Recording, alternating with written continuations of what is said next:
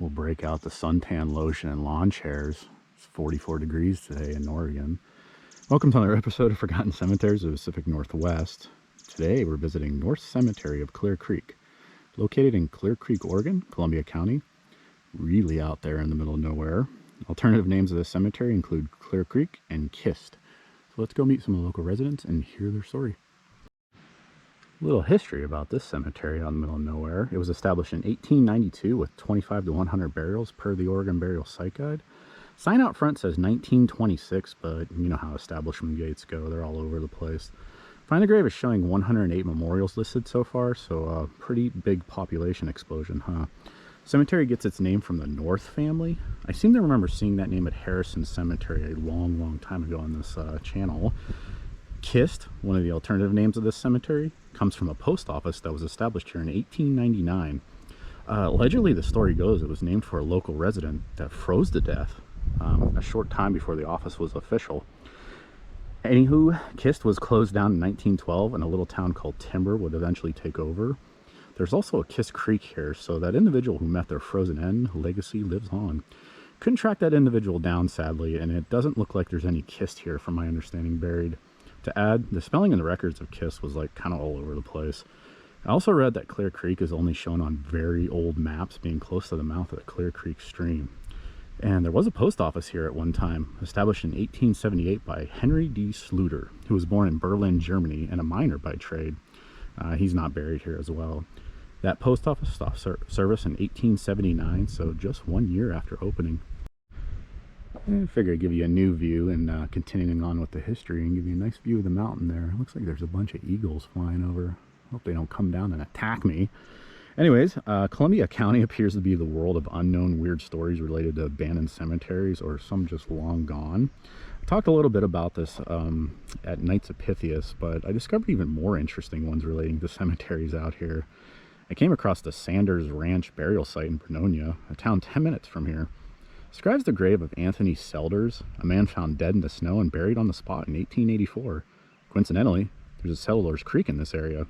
So again, the frozen one's name lives on.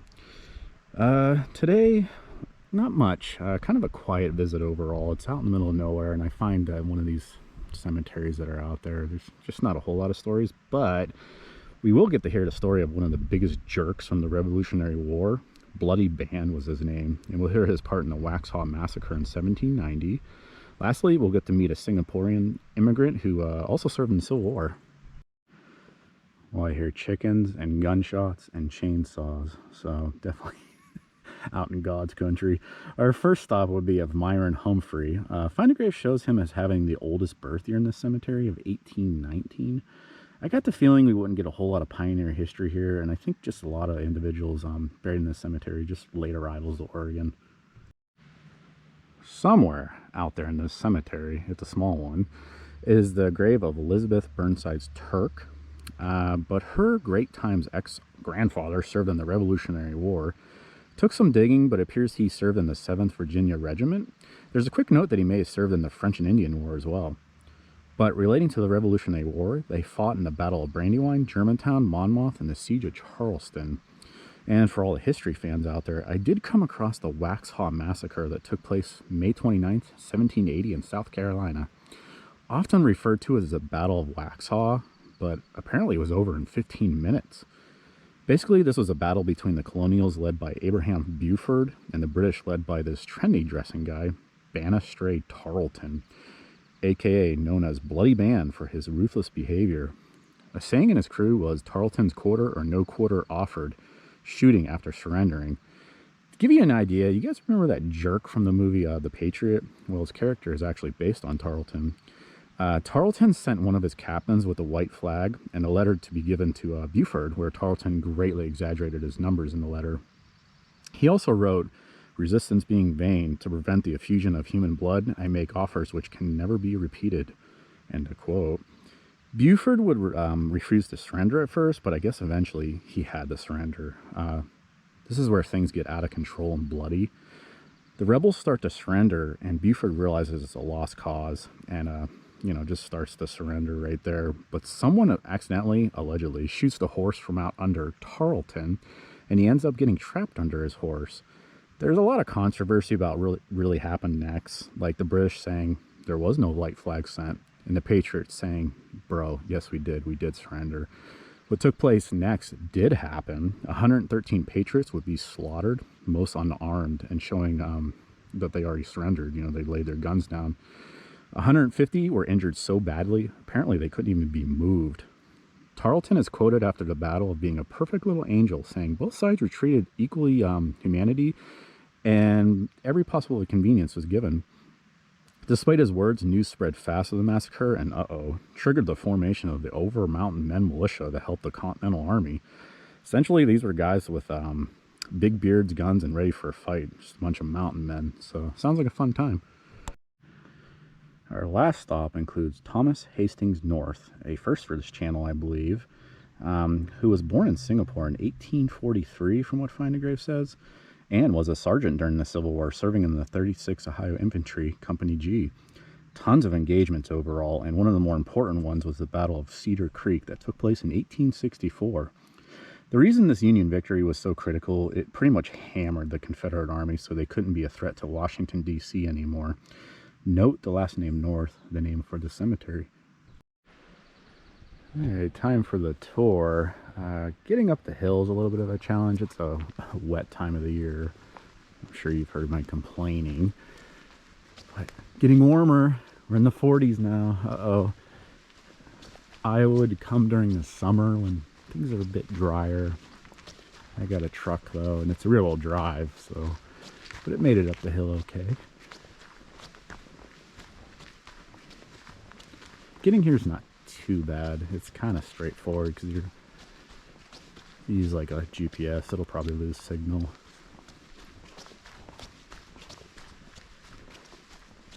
But definitely out of the ways one. Started to wonder if there was even a cemetery out here when I came up.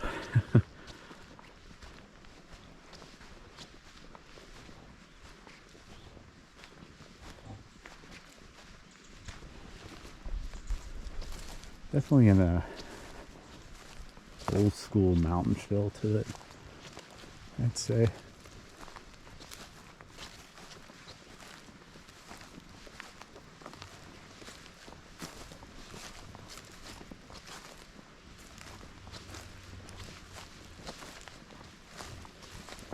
Still active.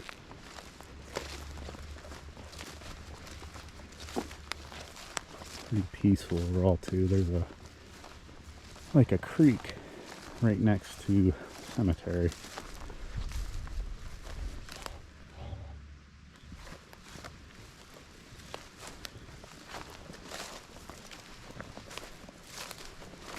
There's a wooden marker here.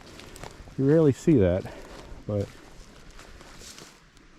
yeah, I mean about that old school mountain feel to it.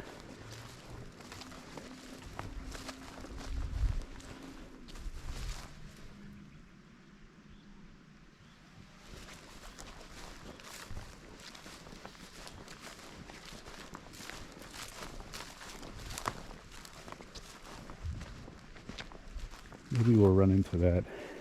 Maybe there was a marker created for that one person that didn't have a marker per fighting grave. Maybe we'll see it. Guessing not.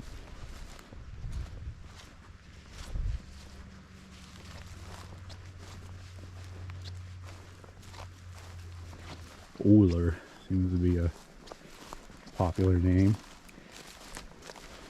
And then the north.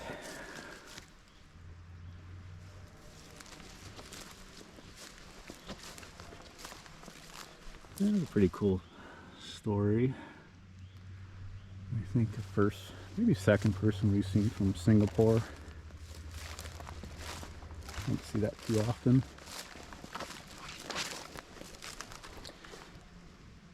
I think, if I remember right, that was the earliest birth here in the cemetery of Humphrey.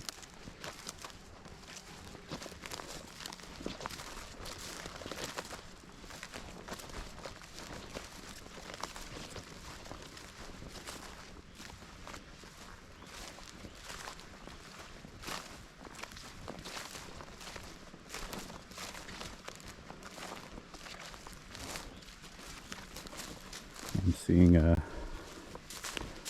lot of that. We've seen that before, where it has a little note in there and they just kind of gets erased from time, sadly.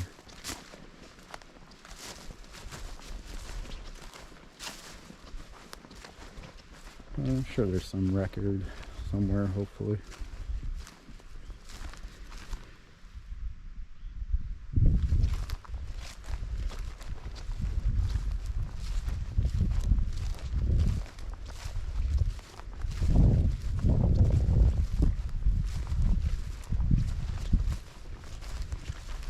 Seems like the newer burials are over here.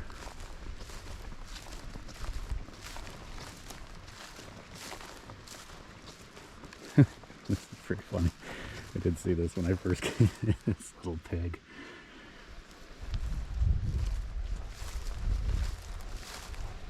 Very festive back here too.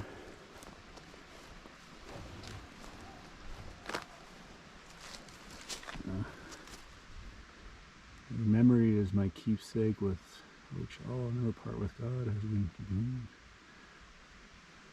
It's pretty neat. Oh, check out the little horns there. I don't know if you could hear a creek down there.